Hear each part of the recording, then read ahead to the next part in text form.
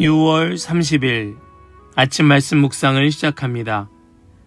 오늘 우리에게 주시는 하나님의 말씀은 고린도전서 16장 13절로 24절까지의 말씀입니다. 고린도전서 16장 13절로 24절입니다. 깨어 있으십시오. 믿음에 굳게 서 있으십시오. 용감하십시오. 힘을 내십시오. 모든 일을 사랑으로 하십시오. 형제자매 여러분, 나는 여러분에게 권합니다. 여러분이 아는 바와 같이 스데바나의 가정은 아가야에서 맺은 첫 열매요, 성도들을 섬기는 일에 몸을 바친 가정입니다. 그러므로 여러분도 이런 사람들에게 순종하십시오. 그리고 또 그들과 더불어 일하며 함께 수고하는 각 사람에게 순종하십시오. 나는 스데바나와 부드나도와 아가이고가 온 것을 기뻐합니다.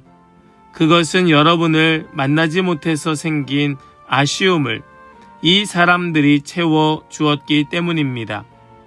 이 사람들은 나의 마음과 여러분의 마음에 생기를 불어넣어 주었습니다. 여러분은 이런 사람들을 알아주어야 합니다. 아시아에 있는 교회들이 여러분에게 문안합니다.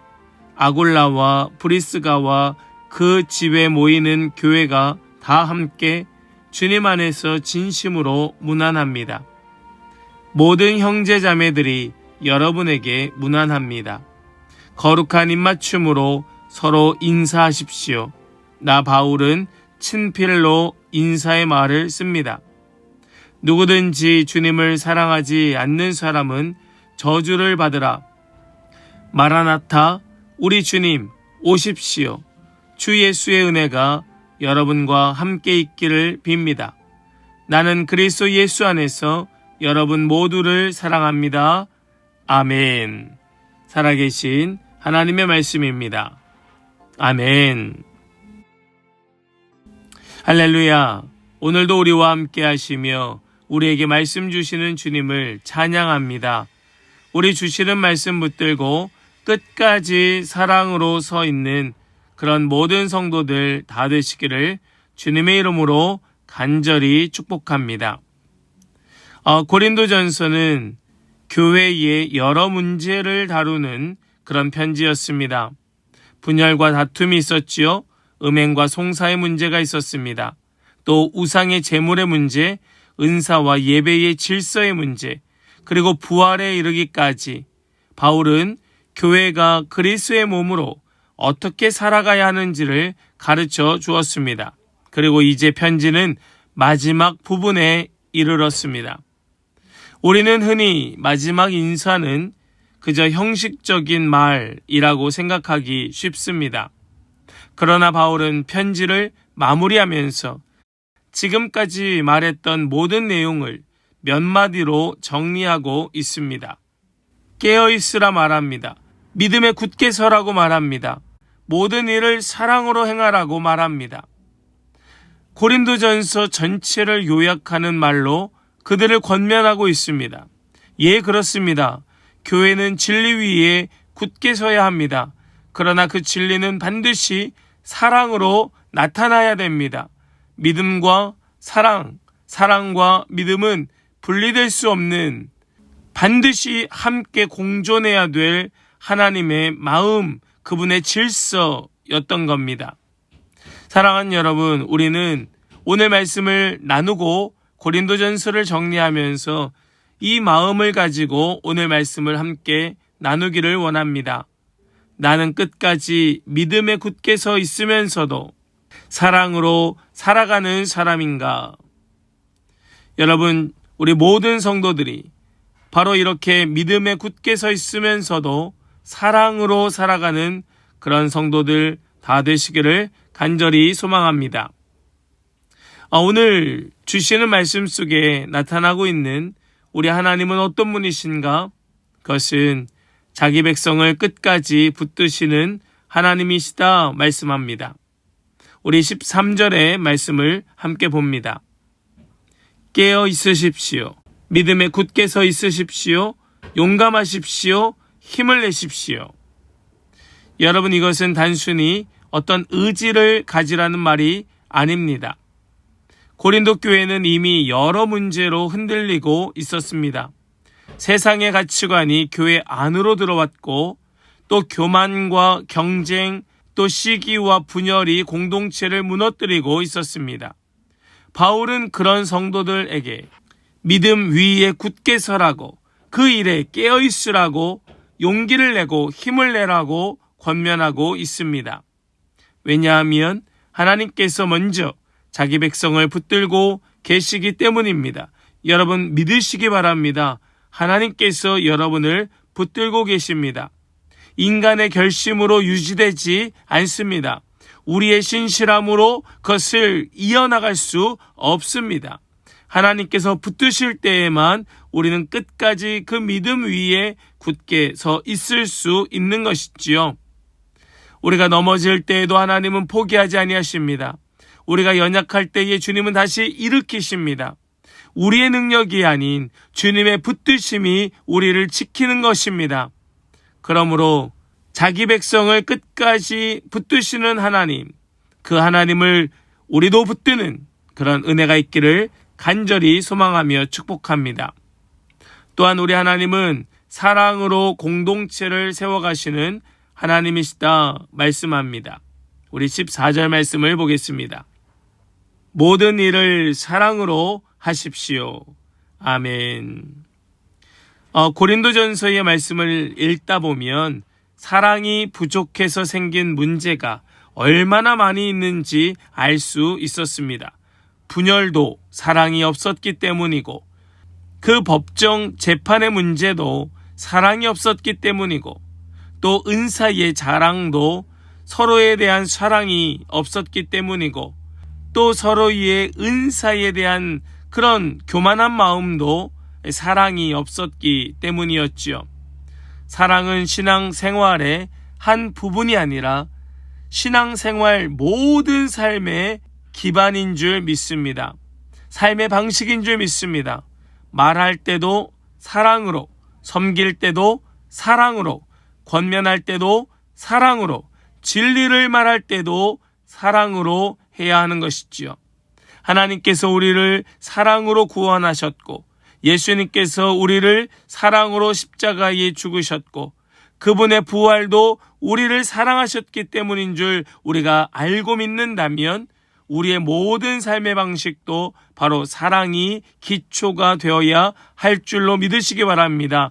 아무리 미운 사람이 있어도 우리는 그 영혼을 사랑하는 마음이 우리 안에 있기를 먼저 구하여야 하는 것이지요. 하나님은 사랑으로 공동체를 세워가시는 겁니다. 우리 이 교회도 하나님께서 사랑으로 세워가십니다. 우리 이 사실을 믿고 우리 서로 사랑으로 공동체를 함께 세워가는 그런 은혜가 있기를 간절히 소망합니다. 또한 우리 하나님은 다양한 사람들을 통해 하나님의 일을 이루시는 하나님이시다 가르쳐주고 있습니다. 다양한 사람들을 통하여 하나님의 일을 이루시는 하나님. 먼저 15절 말씀을 보니까 이 말씀 속에 스데바나의 가정에 대한 말씀이 나옵니다. 스데바나.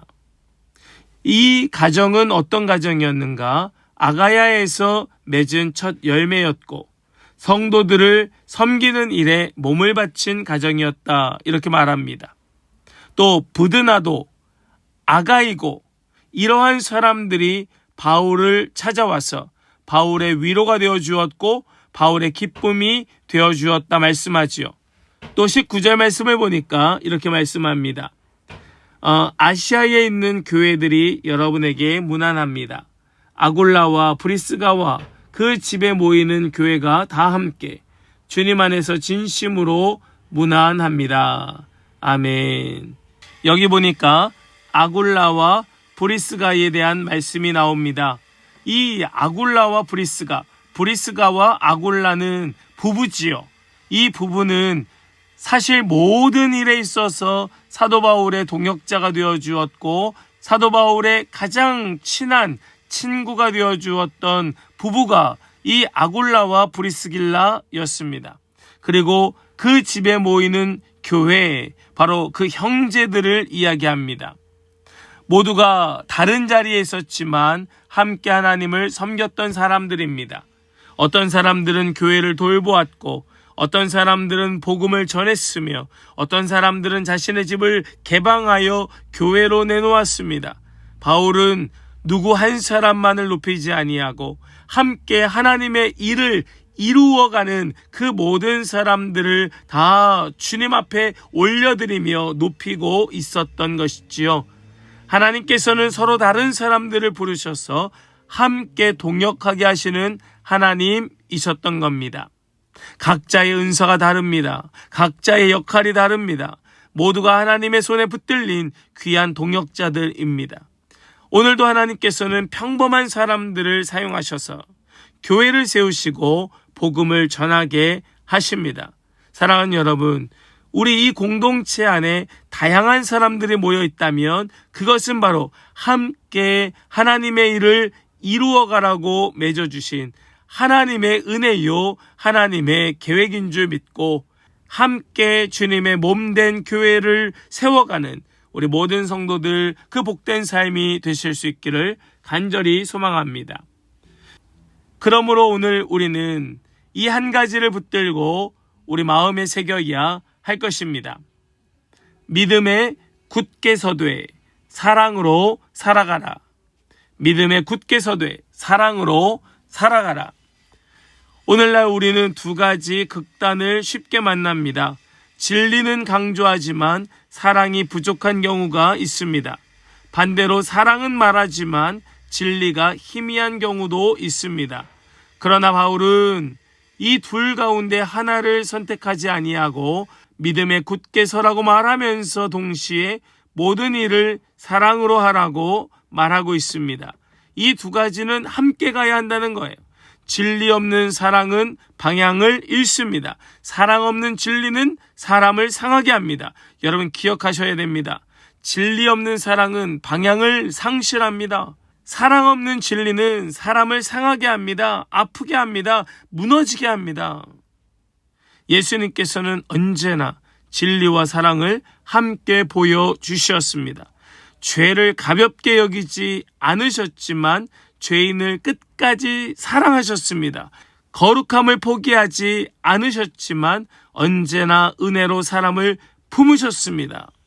우리의 신앙도 그러해야 합니다. 가정에서도 교회에서도 세상 속에서도 믿음은 흔들리지 않되 사랑은 더욱 깊어져야만 하는 겁니다. 성숙한 신앙은 강한 사람이 되는 것이 아니라 하나님의 사랑을 닮아가는 사람이 되는 것인 줄 믿습니다.